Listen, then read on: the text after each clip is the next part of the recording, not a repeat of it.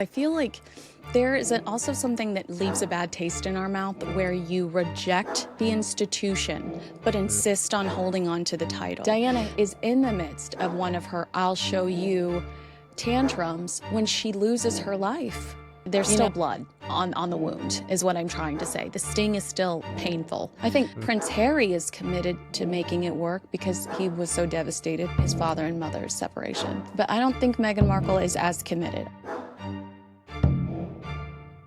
Great to have you on, Kinsey. How are you? I'm good. I'm so excited to be here. You've got quite the resume when it comes to your show, so I don't feel like I don't belong.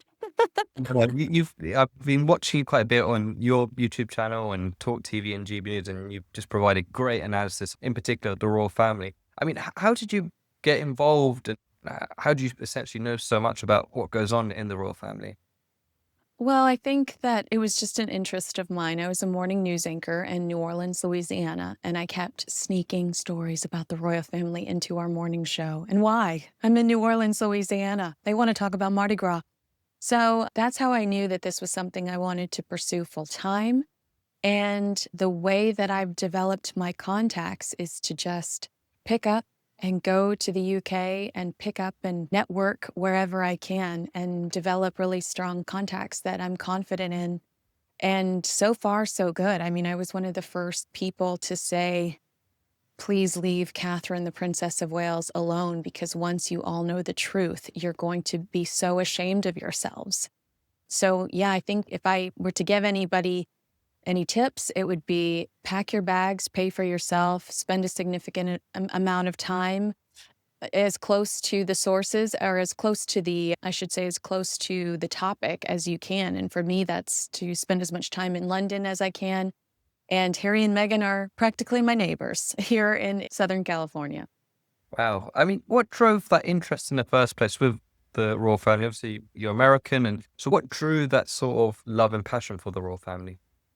I just love history, and I think that the royal family is fascinating. And I think that we are so polarized here in the United States politically, and we have been since I've been paying attention politically. It's been you're on it's good versus evil. And if you vote for somebody, then you're a racist. And it's just very dramatic. And what I think is so compelling about the British royal family is that as a country, you have this entity, you have this family that you can all rally around. It's almost like your country is capable of being more patriotic than my country because you can all rally around this historic symbol versus who did you vote for? Why did you vote for them?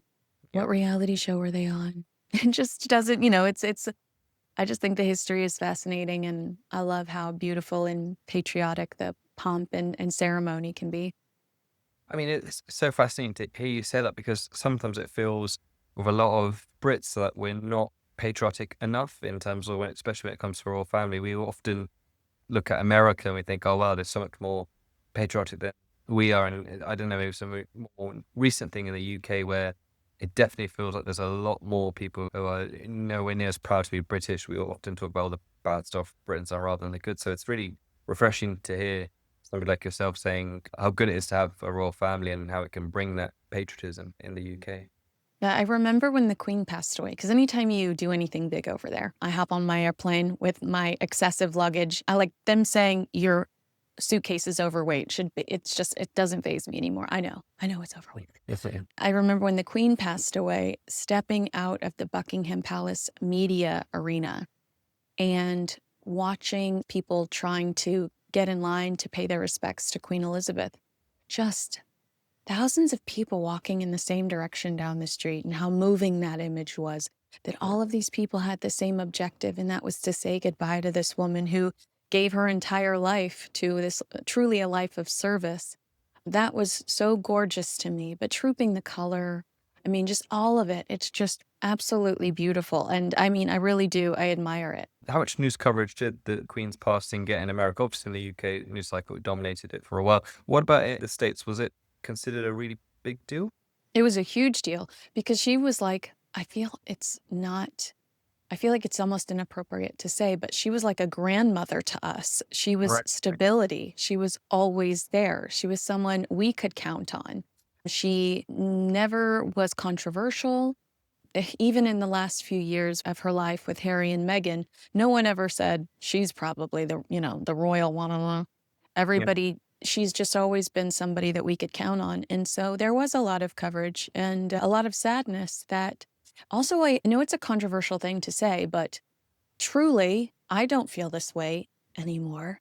But truly, King Charles and Queen Camilla are not exactly as much as accepted as they are over there. You've had this time to watch Queen Camilla's evolution, Yeah. PR wise, and Americans haven't had that as much. So I do think that it was like such a loss for America because they were like, oh no, it's King Charles and Queen Camilla. They're up next. I think people have softened to him, especially because of his awful cancer diagnosis, and I pray for him quite often. But in the States, there is still so much love for Diana that I don't think he has the popularity that he has over there here. Interesting. Even now, what's his popularity like? Because for a long time, Brits, maybe it's just the ones I spoke to, but there was a real concern with Prince Charles becoming King Charles because of, some of his maybe political beliefs, and he's a bit more vocal in some of the stuff where the Queen wouldn't have been. And there was a real sentiment of worry when he becomes king. There was, talks of, there's always this talks of end of the monarchy kind of stuff, and people were just worried with what King Charles would bring. So what's been the reception like in the States? And, he's been king for a while. Has it slowly improved? I do think so. And I think it's slowly improved because of Harry and Meghan.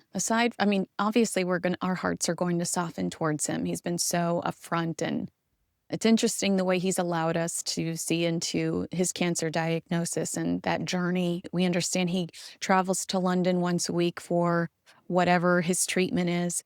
That's not anything we would never know about that with Queen Elizabeth. Absolutely not. So I've appreciated the fact that he's been so open with us about that. And I do think that that has softened a lot of people's hearts towards him.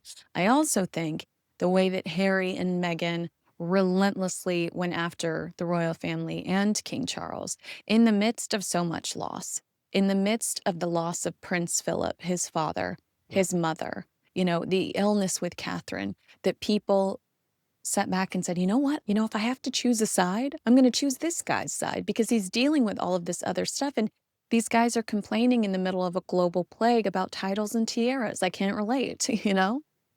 I mean, I definitely want to get your take on Harry and Meghan and what's going on in the States. And they're obviously very, well, pretty deeply unpopular now in the UK. I think they were at the stage when when they initially got married, I think there was lots of optimism and hype, if you like, around it. Whereas I think now they are quite universally, maybe the UK wise, disliked. What's been their journey like in the US? So when they first moved to US compared to now? When they first moved to the US, we were like, oh my gosh, we have a prince. How exciting. There was a lot of excitement and mystery surrounding their move, which, as you know, that is one of the royal family's biggest strengths, the mystery that surrounds their brand, their personalities, their relationships inside the household. It's the reason why I have a job, because we want to talk about it and we're so curious as to what's actually going on. The issue with Harry and Meghan is that they almost immediately start oversharing. They sit down with Oprah Winfrey and they make a lot of claims that are explosive and that they can't back up. So they're explosive and they really can't back them up. They claim that they were married days before they were actually married, which the Archbishop came out and said, you're factually incorrect. They claim that there is a royal racist inside the house. And then Harry later backtracks and said, we never said that. We think it's unconscious bias, I think, or whatever he called that. And then they do Spare, which we learned a lot about Prince Harry's Todger. It sold really well. But Americans there are like, obviously we love Bravo. We love some of the raunchy reality television, but we don't admire those people. We're glued to them, but we don't admire those people. I think we appreciate our elders. We appreciate people that keep the drama on the inside and don't try to, and send a press release whenever things go south. So in that chase for fame, and controlling the narrative, I think that they lost a lot of Americans. But when things dramatically shifted for them, and it's silly to say, but it's true, was the South Park episode, because nothing has explained Harry and Meghan so perfectly. We want our privacy while sitting next to Oprah Winfrey on a couch. We want our privacy while you've dedicated an entire chapter to your toddler. It was the hypocrisy of it all. And that is where you saw the extreme shift with Harry and Meghan in the United States, and everybody starting to go. And then Harry claiming that there was a 3-hour near catastrophic car chase in New York City. I'm sure you've been to New York City. It's like Yeah. London traffic. You're like, oh my gosh, I'll be so blessed if I can get across into this red light in the next 20 minutes. So it was just and the NYPD and the mayor coming out saying that's not a very realistic story. So I think that things really went south when they started to unload on us. And for what? A couple of big paydays, but was it worth the sacrifice, which is what we look at today, potentially never having a relationship with your older brother who's going to be king one day ever again. I mean, it's so interesting hearing you say all this, but when he did first go back to America, we talked about the mystique and that element. What is the reception with Meghan Markle? Because naturally, she was a lot more famous in the US than the UK. She had a career with Suits. So, what was she seen like during this whole sort of journey? I have been an entertainment reporter for 20 years. And I'd never heard of Meghan Markle until she started dating Prince Harry. I remember the first time I heard of her, I was reporting that Prince Harry had released a statement defending her in the media. He felt like the media was treating her unfairly. And that was the first time I'd ever heard this woman's name. I wasn't a fan of Suits. Suits had a niche audience. It was great. It was great. But it wasn't on ABC or NBC or CBS, one of the Right. big primetime stations. It was on the USA Network, which was a cable network. So we loved Meghan. I loved Meghan. She was gorgeous. And I just loved them together. I thought that they were absolutely beautiful. In fact, when I started my royal reporting journey, I was going to call my podcast in defense of Meghan Markle until I was like, I can't defend her. So I better move on from that name. And I went in the direction of Princess Diana, who I thought, everybody loves Diana and she's a Yeah. unique character. And that's how I branded myself in the space. But yeah, I think that we initially thought she was incredibly intelligent and had a lot of really good things to say. And she fixed some broken piece in Prince Harry's heart that we had seen since the passing of his mother. There was some change in him that we appreciated. Little did we know that she was going to take him away from his family and his destiny, his future. I mean, I know that he doesn't believe this, but it is a blessing to be born into this family. Yeah. Think about how privileged these people are. The rooms they are invited to walk through with self-made individuals that have worked their way there, that they were just born into it. So Yeah. with Meghan, I think that there's a real resentment that she was given the world too when she married this guy. And instead of patience is a virtue, had they just sat back, the plague was like months away. The plague was months away. And then they would have had 2 years at Windsor where they could have just figured it out, been quiet and figured it out. And time heals all wounds. 2 years at Windsor with nobody talking or able to see each other, I think a lot of healing would have happened. But instead, they escaped on Tyler Perry's Freedom Flight and released a mean-spirited book and TV shows and interviews, and the damage is done, and I don't think that you can repair the type of hurt that's happened in the last 5 years. I mean, you said it perfectly. Time is a virtue. It's perfectly normal, no matter what family you're involved in, for there to be conflict. I just think the way the pair of them have handled it is so, so bad, especially, like you say, when they got married. I actually grew up in Maidenhead, which is next to Windsor. So, and my dad at the time was a counsellor in Windsor and Maidenhead. So he got to go to the wedding. And I was just outside. I was like in the family and friends thing of it. And the optimism was crazy high. Like Brits in general, was the anticipation was amazing, and it felt like such a proud moment. Little did we know that what would end up happening in terms of the pair of them being moved across to America, or leaving the UK to America. So it just feels so sad that that's what has happened. Do you see Well, I, any? I just want to interrupt you for a second because I feel like there is also something that leaves a bad taste in our mouth where you reject the institution but Mm, insist on holding on to the title. Like no. there, I wish I could, like, the only example I can think of immediately is maybe Justin Timberlake, which is a terrible example if you look at his concert these days. But Justin Timberlake rejects NSYNC. He's like, I don't want to do this anymore. I'm not a boy bander. And then goes off and flourishes. And he's never Justin Timberlake from NSYNC. He becomes Justin Timberlake. He's Yep. Justin Timberlake, the actor, the musician, and he completely revamps himself. And he has rejected NSYNC, and Yep. he continues to play that card. Meghan Markle tells us this: these people are horrible and you shouldn't trust them, and they ruined her mental health.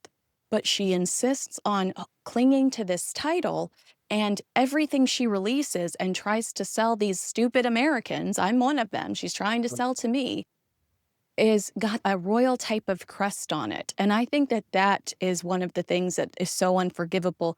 It looks greedy, it looks shameless. If these people really traumatized you, stop with the cultural appropriation, shoving their tea and cookies down our throat on your website. Do you know what I'm saying?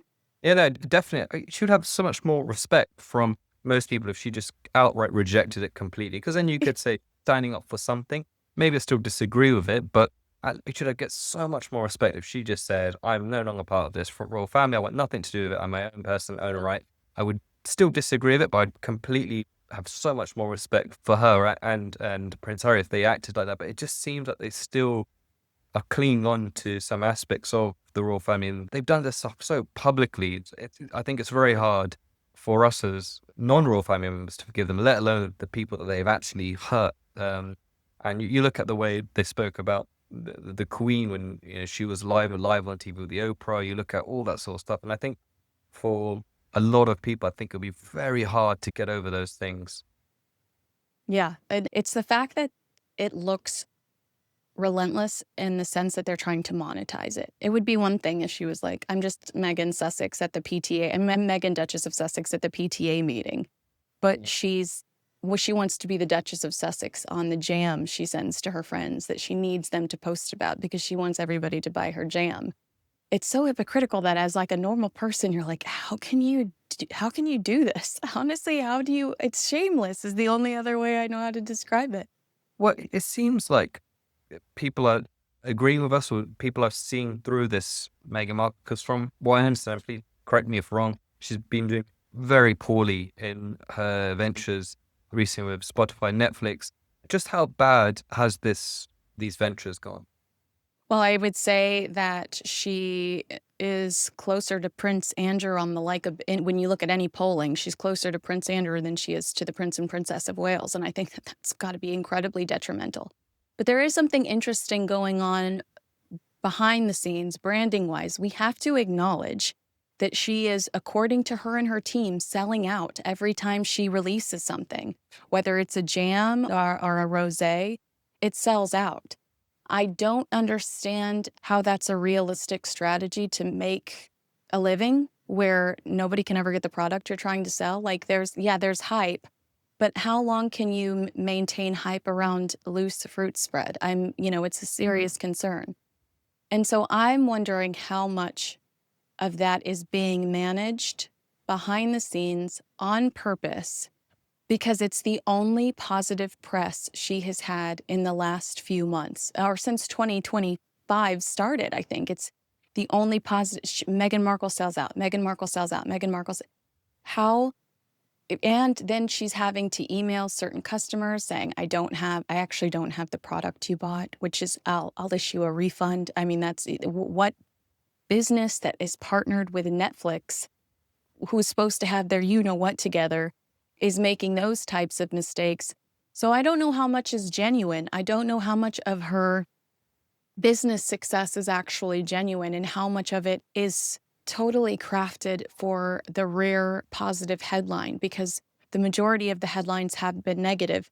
Even when she launched with Love Meghan season 1, within days she gets on Instagram and says, "Let us contain our excitement," or something like that, lettuce pun, because she's in a garden.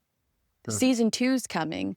Well, at that time, she's being absolutely destroyed by every and all critic. Every critic is like, "What is this? Thank you. Welcome to the Pinterest board of 2020, 2022 or I don't know. Like it's just it feels so out of date. You're a woman that constantly tells us the story about when you were 11 years old, you wrote to Procter and Gamble demanding that they take the word woman out of their script about women all over the world are scrubbing dirty pots and pans because it was sexist. And now you're branding yourself in a kitchen, you know?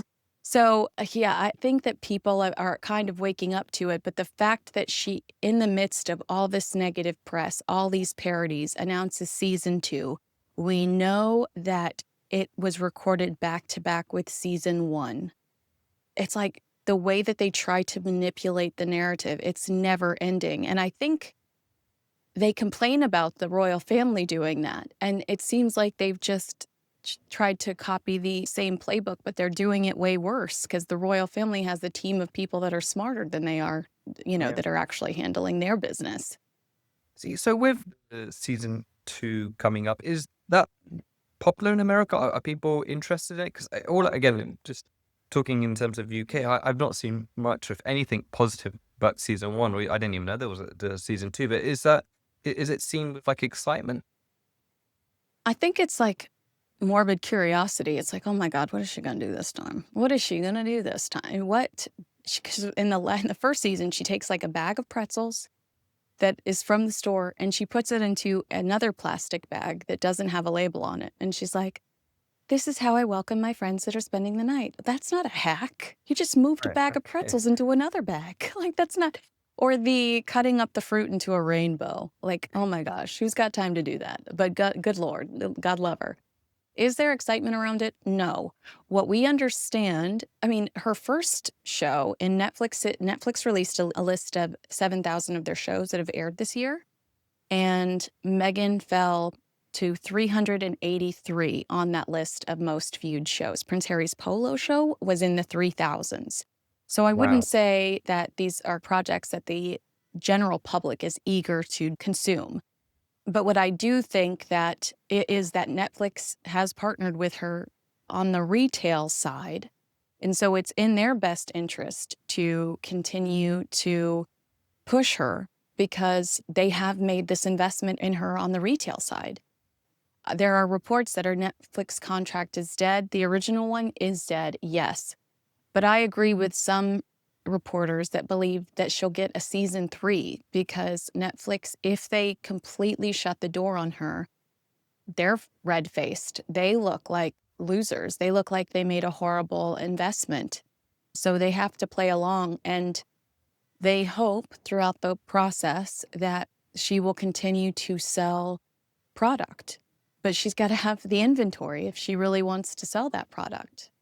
What happened to her acting career? Because again, I'm going back maybe a while ago, but I remember was it Prince Harry speaking to is it Disney when he was saying about her being able to do animation or a voiceover. So I had this presumption when they were leaving the UK and they're going to America that her focus would be maybe going back to being an actress and that would be her. I had no idea it would spiral into like reality TV. But what's happened to that career? Is that basically dead in the water, or do you have had any talks of her coming back? Well, I do know that the cast of or the creators of Suits were disappointed that she did not appear in a cameo on Suits LA, and that they really wanted her to appear in a cameo on Suits LA. And the show has since been canceled. And there's a lot of resentment there because they're like, if you could have just shown up for a day, it would have created a type of buzz that maybe we could have used to save this show. I think that that's a legitimate option for her. I didn't ever watched her in Suits. I wasn't a Suits fan, but she was in, and I don't know what I would compare it to over there, But we have this channel that is all about love stories, and it's called the Hallmark Channel. So it's like constantly playing Christmas movies where the ambitious girl goes home to the small town and there's a hot guy in flannel who has little to no ambition, and she gives up her career to live with this, podunk, handsome dude. And, they're very unrealistic stories, but Meghan was all over that channel before she met Prince Harry. Right. The Dater's Handbook was one of the movies she was in where she couldn't decide between 2 guys. I loved it. I was all into that. Right. So I feel like that's a route for her. We know she's friends with Tyler Perry. We'll ignore his sexual assault accusations right now, but he is one of the most powerful men in Hollywood. He has this incredible set in Atlanta where he's recreated the Oval Office. So anytime somebody needs an Oval Office scene, you call Tyler Perry and you fly to Atlanta and you've got it shot within a Wow. day versus having to recreate your own. We know she's friends with Oprah, who has a lot of history with acting. We know she has the contacts. I think she just hated the rejection that went into trying to be a working actress. And she's talked about that a little bit, not feeling like she ever fit in. But I do think that that would be everybody says to me, "She's not even a good actress." It doesn't does that matter in Hollywood? It does not matter in Hollywood. She would get people talking about that project. Look at Kim Kardashian. Kim Kardashian is an actress now. Ryan Murphy hires her in everything. So you don't have to be a good actress. You just need people to talk about you, and she's got that. So I think that that's a legitimate route she could go. And we do know that when Harry and Meghan were in weird, strange negotiations, still trying to figure out where their path was within the British royal family, King Charles was saying, like, I honestly don't want to pay for her wardrobe. Like, I don't want to pay for her wardrobe. And there were discussions between Prince Harry, Prince Charles, and Queen Elizabeth encouraging Meghan to continue to act so that they could maintain their lifestyle. So I think that that's a great suggestion, and I would champion that. I think that that's so much more valuable than us waiting for the next shoe to drop with these two insisting on being personalities now, public Yeah. figures, wondering, is she going to release is she going to release a book? She told The Cut she didn't sign an NDA. She also told The Cut that she found her diaries at Frogmore Cottage and she couldn't believe some of the stuff that she'd written. She's told other people she hasn't scraped the surface of her mental health struggles. You know, I would feel so much more confident in their path if I knew that she was going to go down.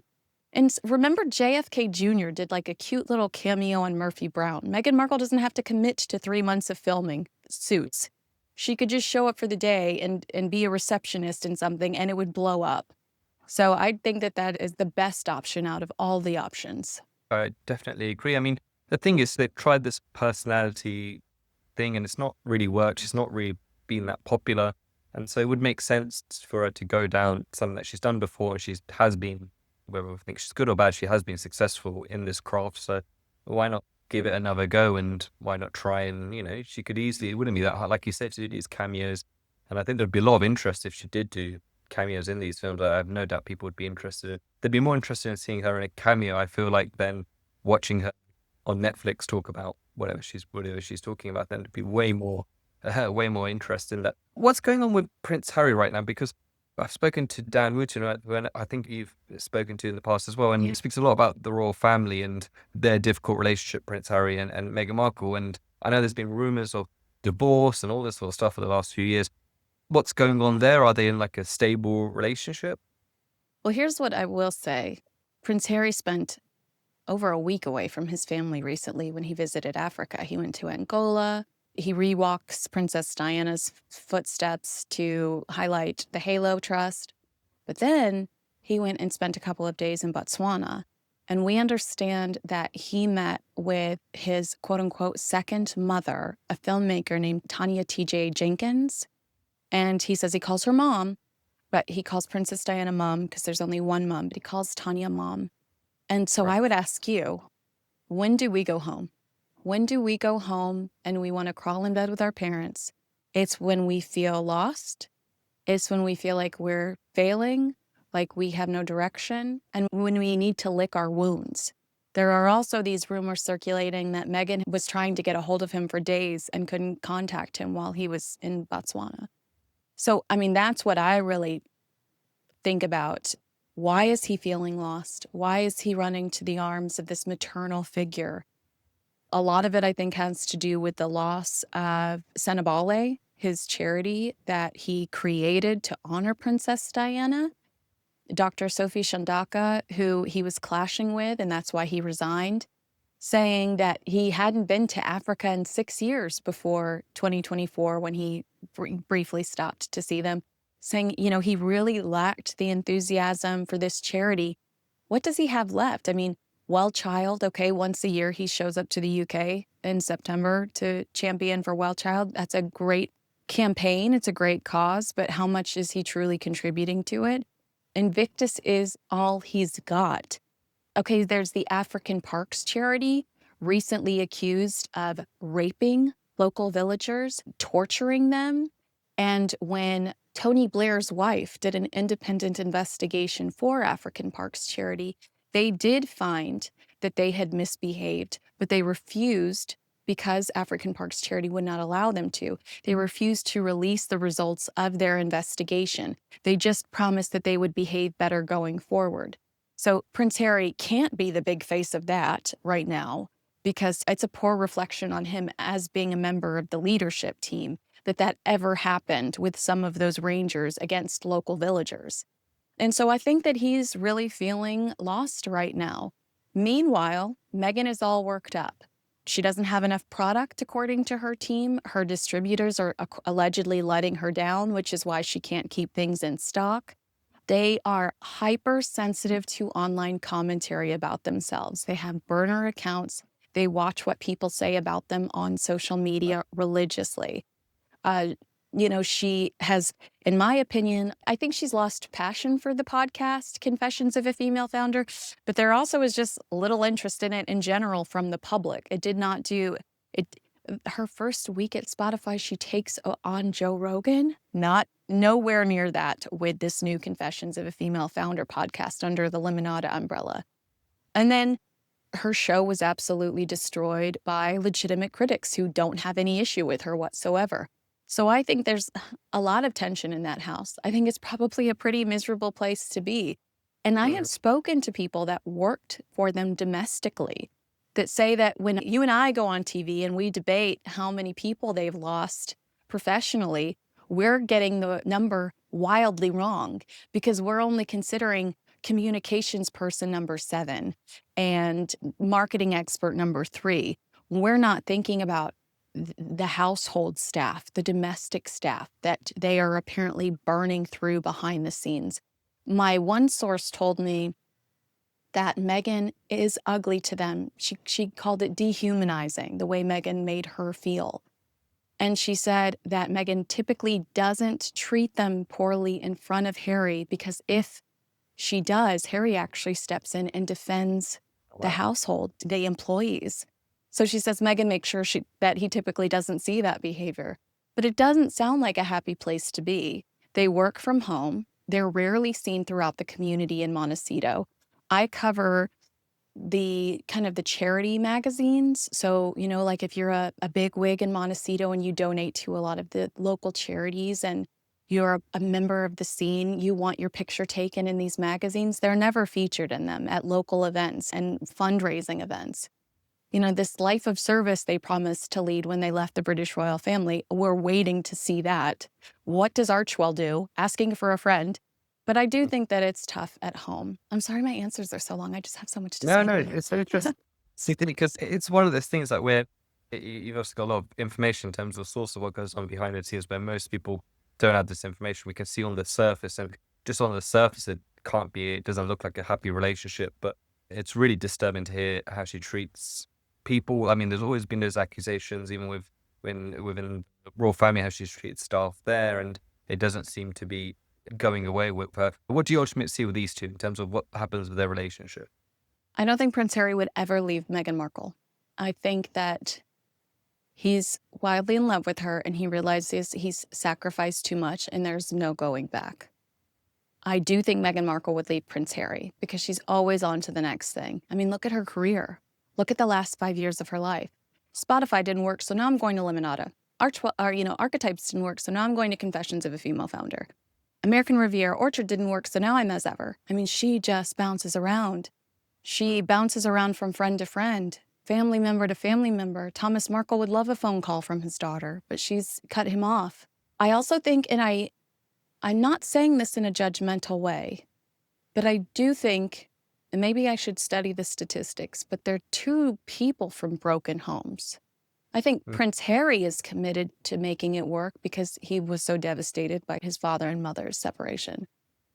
But I don't think Meghan Markle is as committed. I think she's just a very selfish person, and she has what she wants and needs, and that's a title and children. And once Prince Harry stops being of value to her, I question whether or not she will stick it out for the long haul. But I can also tell you that my sources are telling me that she's incredibly nervous by the idea of a royal reconciliation. And this entire headline comes from some of the senior members of Harry and Meghan's communications team spotted in the UK talking to King Charles's communications person. And we know that the ultimate objective is some sort of olive branch, maybe some sort of, they're just trying to feel things out. But it's my understanding that Meghan is concerned about this because realistically, the only way this happens is if it's Harry only.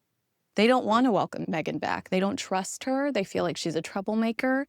I had one friend, Hugo Vickers, who is very well in with the royal family, who told me the Queen insisted on having a chaperone whenever Harry and Meghan were around because she was afraid they would try to sneak a picture of her, try to negotiate something with her. So she always had to have someone around to protect her, to be a shield.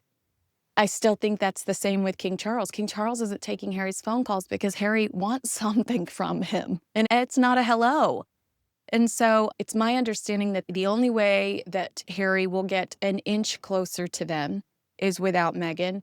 And Meghan is anxious about this because she's afraid that the royal family will try to get in between her and Prince Harry.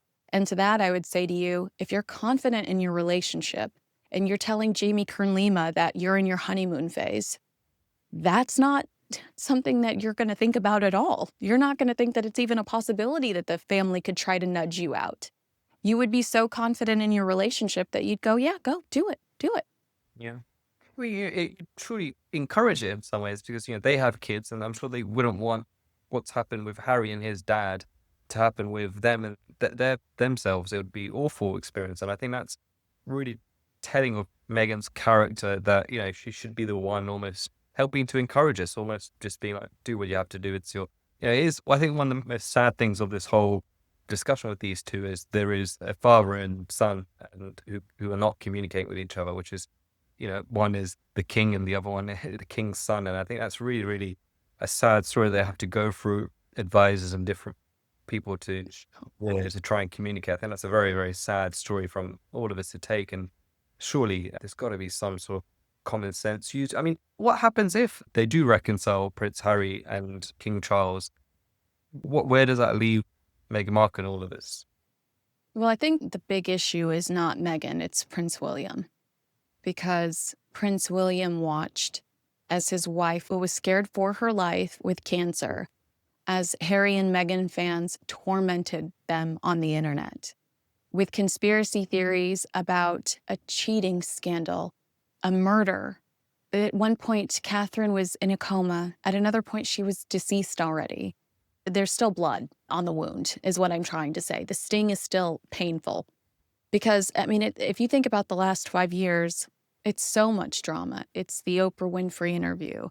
It's Spare, where Prince Harry not only publishes private tech while suing all of these newspapers for privacy and for violating his privacy. He publishes private text messages from Catherine, the Princess of Wales, to Meghan in his book. It's not even, those text messages weren't even to you.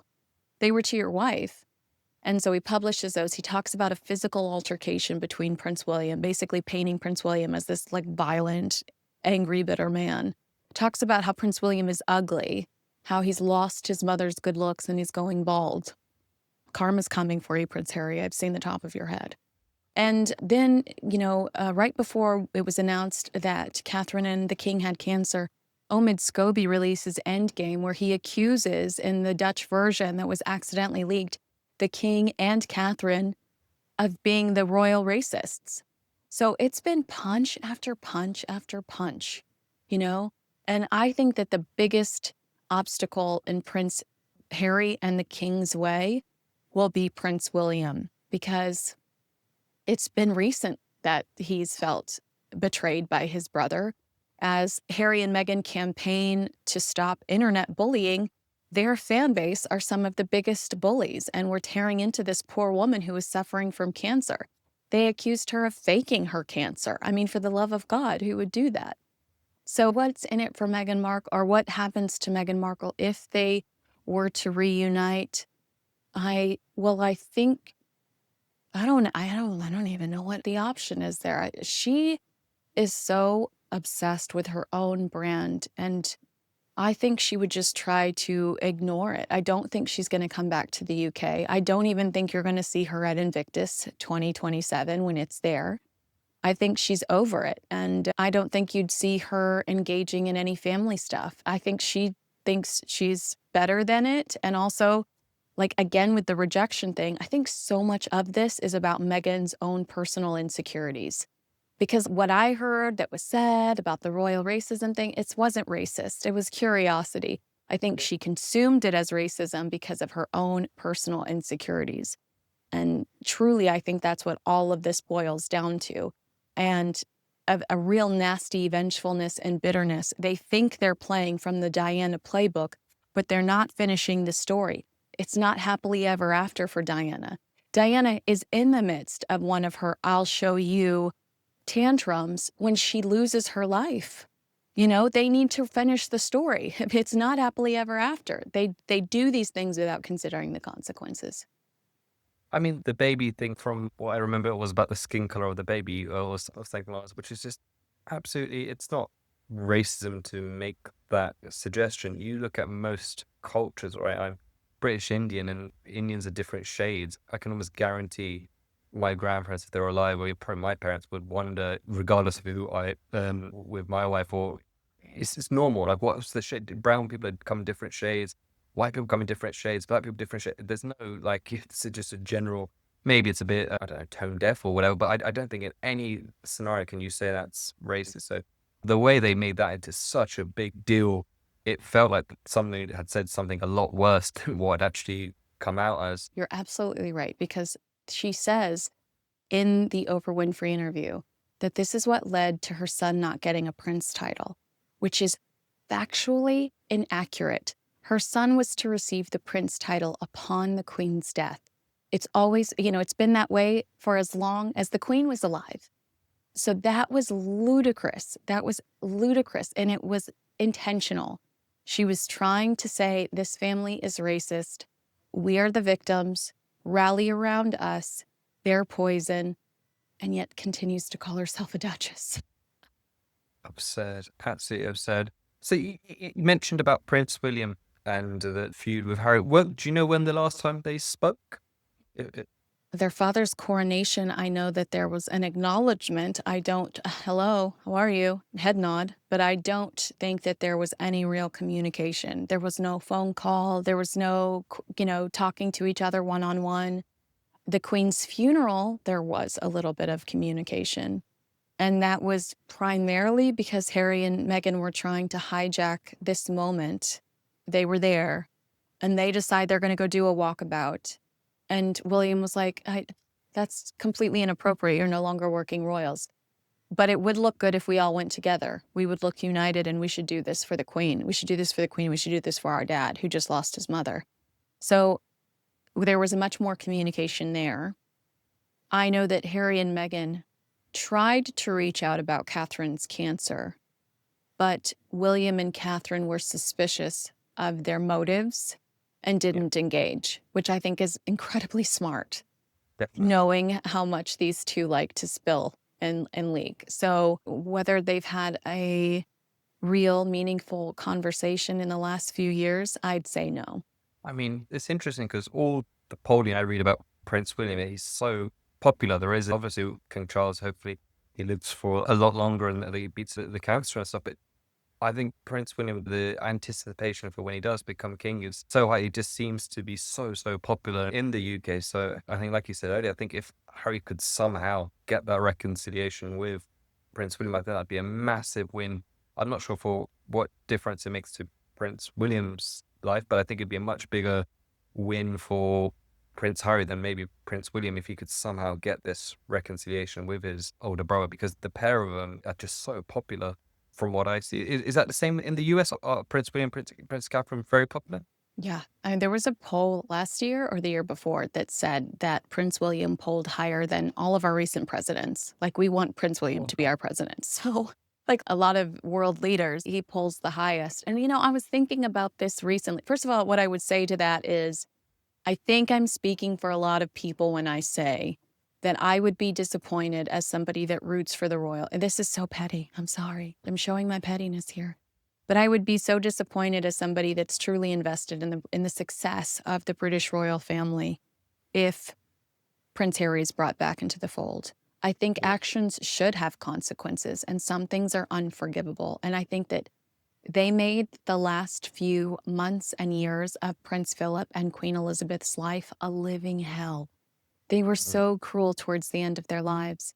You've loved an older person, you've had an older mentor.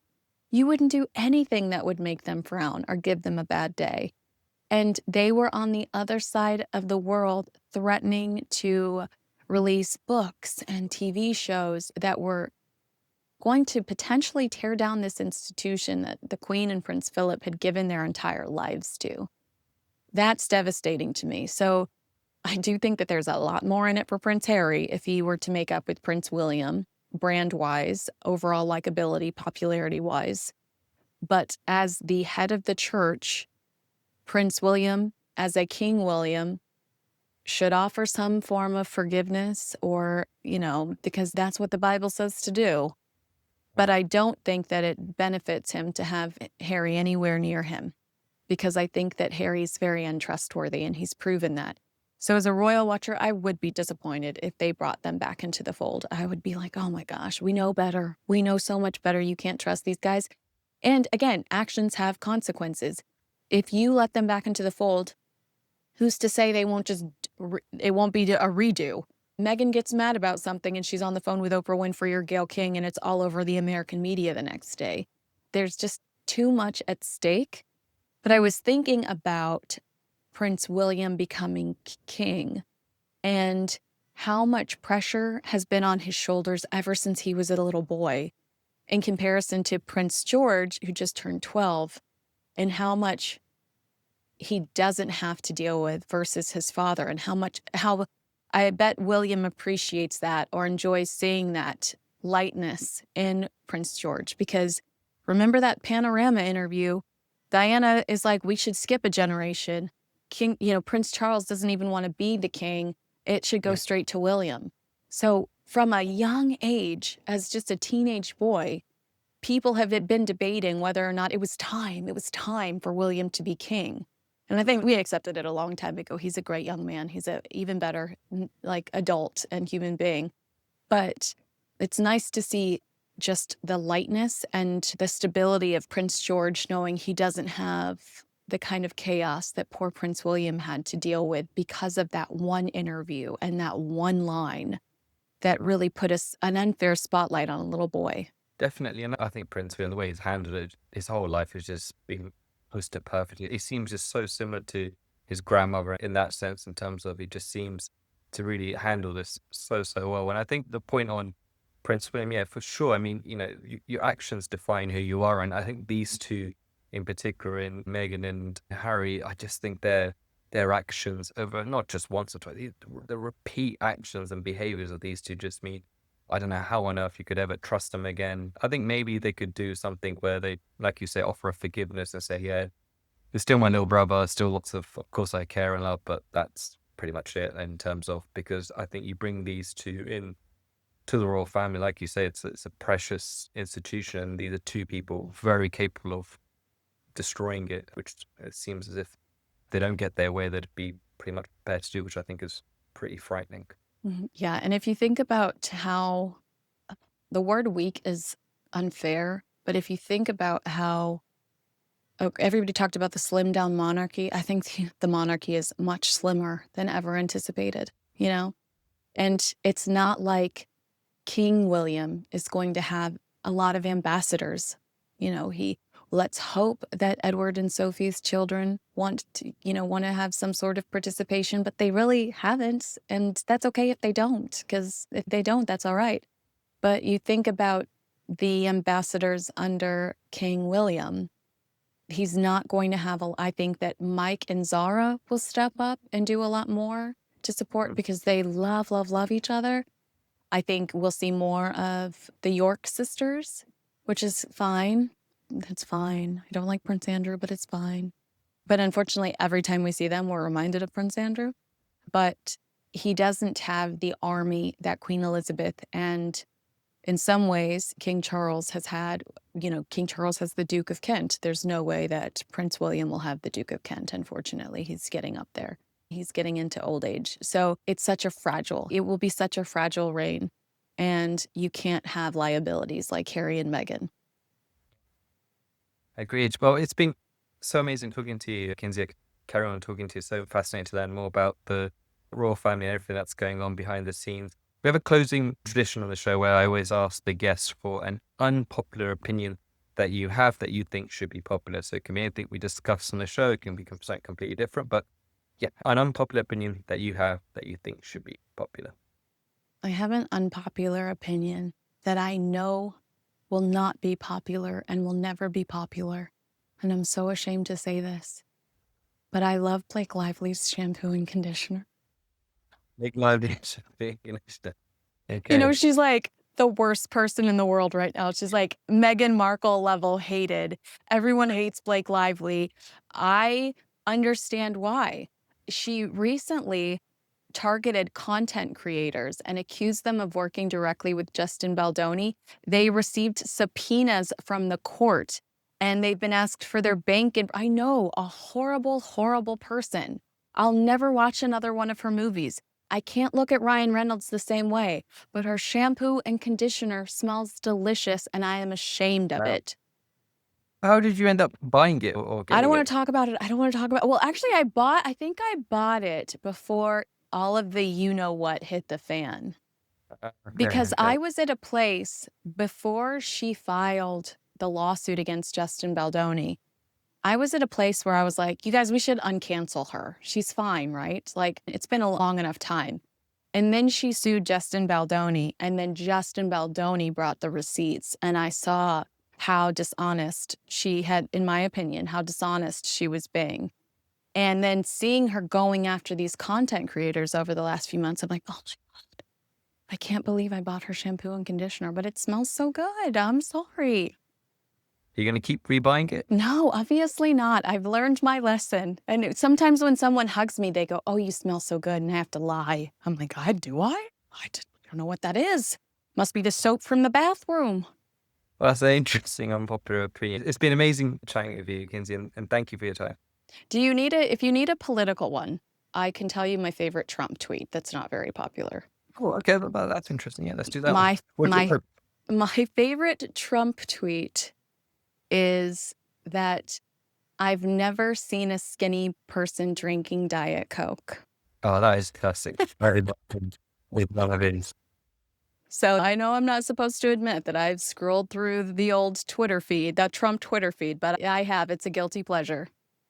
He's got that old Twitter feed. He's got so many classics. That definitely is up there with my. I'm trying to think of my. I think it'll probably have to be the Rocket Man stuff when he was doing it with Kim Jong. That's probably one of those. Would probably be my favorite, but that's definitely up there. That's definitely up there. Amazing. Well, I've had so much fun with you today. Thank you so much.